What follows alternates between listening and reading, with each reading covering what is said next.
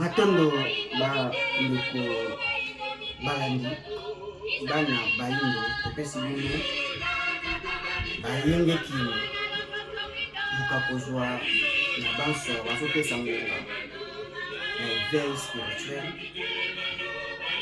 ya kolamusa makanisi ya bana bayindo mpona émergence mpe tombwa ya kontina na biso longonia nakitaki ya likolo na se na kondima biso bayindo tozala bana bakulutu na kati na mokili apesi biso bankita apesi biso bacerveau apesi biso bakapasité nzoto ya bokasi ya bagéant e asali biso bato ya ntina na mokili moka kozwa kasi libungi eutaki quelque part ebebisi evrai nature na biso bayindo nde fumuki mbango aye kozongisa biso na vraie nature na biso na oyo ezalaki ya biso ya solo na bibandeli moka kozwa na yaki bavita mopesi bilaka ya koya ya fumuki mbango e matondo na bakoko ba biso mpe baboti mpe biso bakontemporain na ngonga oyo bali kokoba koéternize la race noire na kobota na biso moka kozwa na bana bilaka kasi lelo toye na lombango pamba te ngonga ekoki oyo etumba niveau etumba ekomeleli na plan spirituel et matérialisé esengeli bongo bana bilaka bazala kati na losambo mpe bongo batelama kati na ntsuni mvita inwana ndi bongo loto ye kolobela ndengo atomtu ya likambo libunga munene okokai bongo kobengisa banso kasi ye te soki oyebaki mbele obengisi ye te lelo le 29 mpona koloba janvier te to janis te mwa ya yambo na manaka bapaya na mikolo mibale baye oyo baluka pasi ya bayindo mutu na bango akoya konyata mabele ya bilaka mabele ya nkumu ya bankumu nzambe ya bayindo fumuki mbango mabele ne ekozala piétine na bitambi ya moko oyo aza na makila maboko ne makila makolo na ye elongo bandi nyata mabele ya Kongo kasi soki ekosala mabongo tolobaki yango bakoregrete mobengi na mobengisi soki oyebaki nde obengisi ete histoire ya religion chrétienne l'église catholique na 1453 pape Nicolas a autorisé a félicitaki pouvoir portugaise ya Saint-Lazare na découverte ya ba territoire ya Sikai na ba Amérique lolenge ba réduire ba autochtone na esclavage a félicité na yango église catholique par la personne Nicolas souverain pontife ne babengelaka bango na 1493 bango kaka pouvoir papotal par la personne Alexandre IV a validité a autorisé colonisation dans le nouveau monde découverte d'Afrique. Église et joua rôle moko ya pièce maîtresse ya réduction ya l'homme noir ya esclavagisme ya animal ya koni oyo bateki ye esclavagisé ye déporté ye balongoli na milieu naturel na ye basali pillage de valeur en grande masse. Ceux de l'Afrique, ils ont battu à Tina parce qu'ils ont déporté Bakendaki par l'église catholique. Ceux qui ont eu Bakimbo Bengi pour faire énerver l'esprit Congo. Bokonzi ya Congo, ils ont bokonzi ya Italie, ils ont bokonzi ya Vatican, ils ont bokonzi ya Israël. Et Bakoko, banyokwami mingi à cause de l'église catholique. Tout le batté récemment de la Belgique. Pour la Kati, Bakoko, Maboko, Basex, Asali Mabekoleka. À cause ya caoutchouc na biso, pour le commerce, pour la kita na bango, na mabele na biso, a bomi la moitié de la population à cette époque. Celui qui a 20 millions, qui 10 millions. La traite négrière et l'esclavagisme, bazo kanga batu, c'est bazo bino, par exemple, 100 personnes, 100 000 personnes, mutuya bagozwa. C'est 10% na bango les bazo koma parce que ba condition bazo kendele bango ba fini bango lokola ba koni kaka ko pemate ko liate ko melate ba tiba na cave souffrance ya ndenge ni veut dire océan et yamba ba koko na biso ba boaki bango bazo boaka o bazo kufa pamba te ba komo pola ba koma ki mukie bazo koma mukie so ba ke 5 ba koma 10 au moins ya 10% bazo ko arriver na destination en Amérique. Et dans la nouvelle ère où on a bilaka ba télémi, on ne peut pas autoriser. Tout sauf lui. Zali ko baka soyi na bitumba to na nzota ba weya ba poko na biso. Tumbula mutamusuni kasi mutamolimo te. Congrès où il pendant na bon vouloir ya impérialiste était ya ba colonisateur ti ba pris du sang. Et le Afrique est à genoux par l'église catholique. Abomi spirituel, abomi physique. Le Afrique est à na banti valeur systématique ya catholique. Ba rejeter la société, o ba saki mabe ba kena ko fanda na ba frontière ba mboka ba royaume. Catholique a joué bango ko ba prêtre, a joué bango à faire violer ces bango ba reine. Les bango na ba komi sikoyo, ba loba ki ba kota ba paya malonga, ne ba komi na ba institution catholique a tiki bango na bokonzi ba kambi bana ya Nzambe. Ba kambi ba nation na biso. Ezaki façon ya kozanga tozanga ba leader o bana makila royal.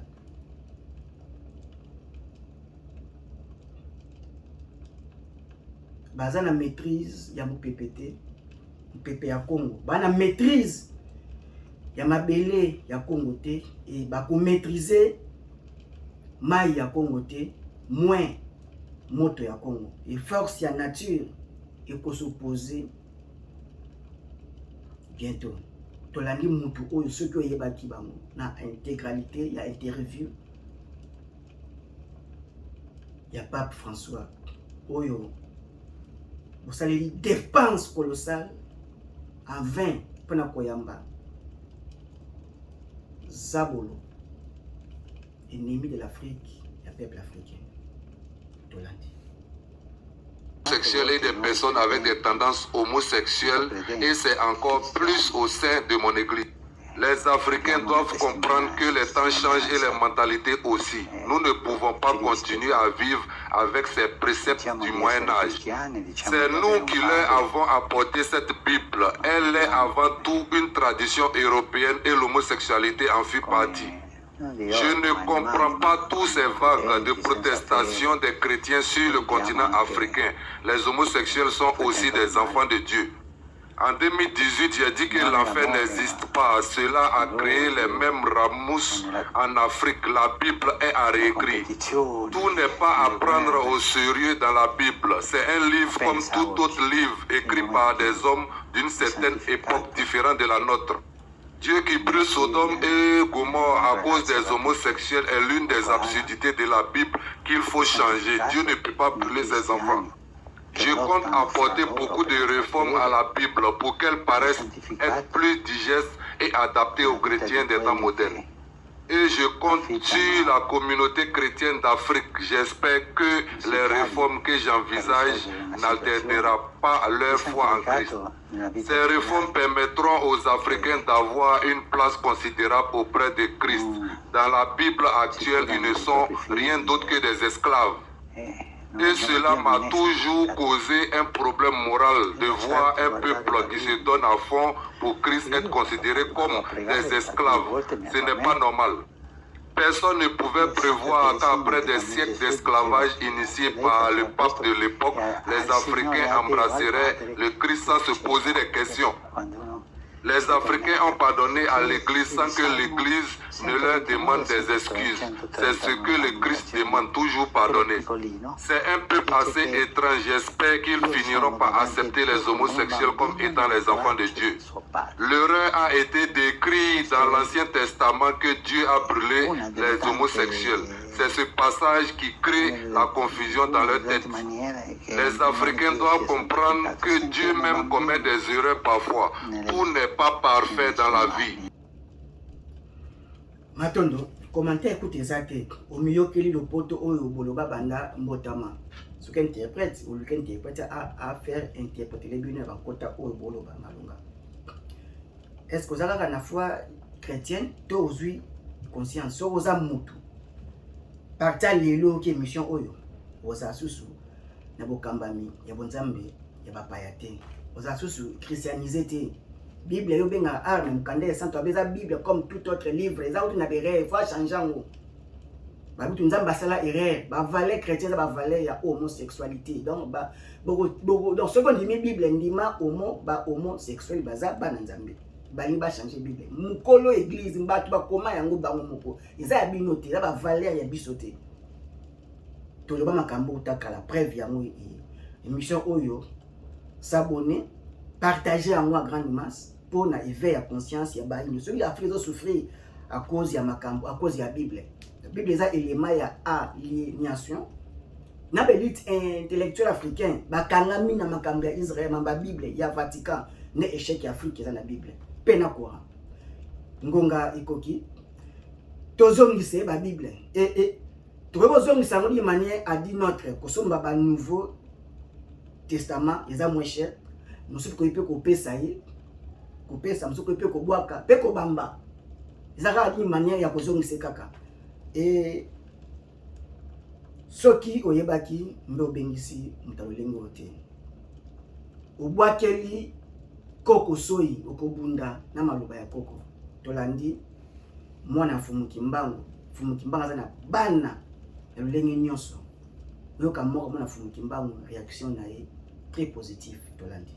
Président du Vatican, Monsieur François le Pape, savez-vous que ces 4 dernières années, la RDC a enregistré un taux élevé de familles au Kasaï, la région d'où Monsieur Tshilombo, le président nommé de la RDC, est originaire. Jusqu'à présent, aucune prise en charge de l'État n'a été adressée aux familles touchées, ne serait-ce que 100 000 $.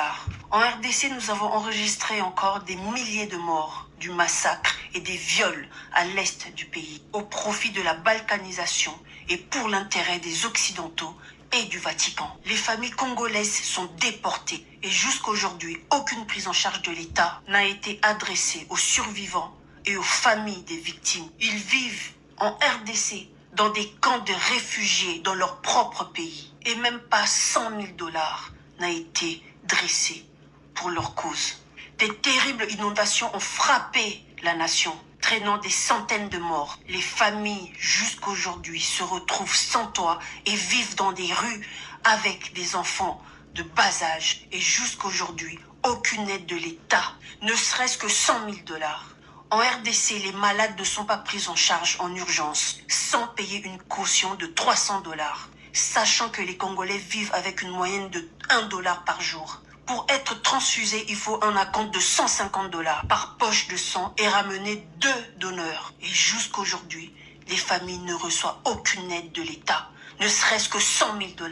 Dans un pays où le taux d'incidence de la pauvreté est de 80% et le taux de chômage à 84%. Mais pour votre arrivée, Monsieur François le Pape, un podium de 1480 mètres carrés avec ascenseur et toilettes de luxe sera construit pour un coût d'environ 15 millions de dollars. Sachant que 60% des Congolais n'utilisent même pas des toilettes turques pour leurs besoins physiologiques. Les travaux sur votre chemin aéroport, hôtel a entraîné des démolitions des commerces et des expropriations de terres pour pouvoir décorer l'environnement à votre goût, à votre hauteur. Le prix de tous ces travaux pour vous accueillir sont estimés à plus de 70 millions de dollars, sans compter les cadeaux que vous allez recevoir, l'or, diamants et j'en passe, comme d'habitude. Mes questions sont: pensez-vous que votre venue en RDC aide le peuple congolais? Pensez-vous que l'État congolais doit prioriser les dépenses de plus de 70 millions de dollars pour votre séjour de 4 jours que la vie des Congolais? Aurez-vous fait la même chose au Vatican pour accueillir Fumu Kimbangu? Pensez-vous que vous êtes plus important que les enfants qui souffrent de famine au Kasaï? Êtes-vous prioritaire que les réfugiés congolais à l'est de la République? Êtes-vous supérieur et prioritaire que ces malades qu'on refuse les premiers soins pour 300 dollars ou ces morts qu'on refuse l'entrée à la morgue pour 15 dollars? L'Église catholique porte un lourd fardeau des viols des sœurs africains au Vatican et de pédophilie des prêtres occidentaux en Afrique. Et voulez-vous toujours venir en RDC au détriment de souffrances, des pleurs et de la vie des Congolais? Bienvenue au Congo, Monsieur le Pape. Peuple congolais, nous ne sommes plus au temps de l'esclavagisation spirituelle du temps colonial. Considérez-vous comme des hommes dignes, respectables et respectés, et non pas comme des esclaves qui se préparent à accueillir leur maître. Boycottez la venue du pape. N'allez pas l'accueillir. N'assistez pas à ses discours ni à ses messes. Et si vous y allez, n'oubliez pas les tomates. Kimpangwaza Nanzela. Matondo nengwa na bokasi pengo ya tata elati moko ya leki ya Kimpavita na réaction na très positive. Soko yebaki ndo bengi siete botutu obengi liwa e obengi kufa. Mboka Fumu Kimbangu. Mpeve ya bangunze za kotelema akobunda na force spirituelle ancestrale oyo akokoka kolonga te akokwea. Pouvoir chrétien eza kokwea pe akokwea. Nzete ozokwea soko matia moyo po kokwea. Dépenses colossales bazaka mokonzi pour l'amélioration ya bien-être ya population ya peuple o afotaki o alima ko sala mokonzi na kasi pona ko dépenser pona ba sataniste te pona dépense ya ba homosexualité pona dépense ya ba ennemi ya Congo ya ba africain te bato ba boma ya Kimpavita catholique bato bandi ba ko souffrir Fumu Kimbangu physique nenyo kwama 30 ans na boloko na Katanga catholique ba boma Mbuta Lumumba catholique ba ma Laurent Désiré Kabila catholique et bato baza ko faire aliéner à grande masse c'est l'église catholique à prendre éducation na Congo pe Afrique en otage yimba tangisi bato nyonso ba bomi ba pia ka Congo azali bienvenue te na mabela bakoko mokakozwa na bana bilaka soki bato batelami te force nature eza ya kotelama peve ya bakoko eza ya kotelama Fumu Kimbangu aza ya kotelama ngonga ekoki bana bilaka babundi ya Fumu Kimbangu bavutuka soki o salite mutakosala na place inoza te loposo pembe bana ni bandima ki risque tibaya ko coloniser ba traversaki ba besanga na bisobe na ba nyonso ya risque bandima ki po ba faire coloniser l'homme noir et bana ya Mahomet ya ala bango pe bazondima kolata ba bombe parce que bana moyen moko te ya ko faire venger na injustice bana Fumu Kimbangu toza capable na mboka mabele na biso tukoki kozala na boumbu te ileko ya chaku bosomi se bosomi kaka bosomi na komba Fumu Kimbangu etela mibanso mato